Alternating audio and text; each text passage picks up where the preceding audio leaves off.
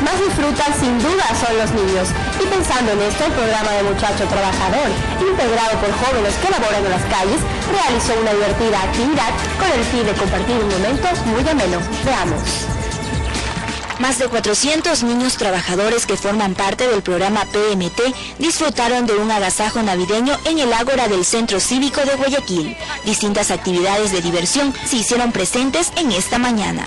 De agasajar a los niños por la Navidad, creemos que es parte de su formación, que es parte de su necesidad de autoafirmarse. Ahorita están divirtiéndose, sintiendo la Navidad, tratando de que pasen un momento feliz. El programa Muchacho Trabajador tiene como objetivo formar a estos jóvenes, para así disminuir en la ciudad el abuso a los derechos que cada niño merece gozar en su etapa de crecimiento. Durante los 2 años y medio que están en el programa, a propósito, el 21 se gradúa, los niños hacen todo un proceso de formación ciudadana en derechos, en valores, en desarrollo del pensamiento. Hacen un ejercicio de ciudadanía haciendo actividades prácticas que les implique responsabilidad con sus padres, responsabilidad en la escuela.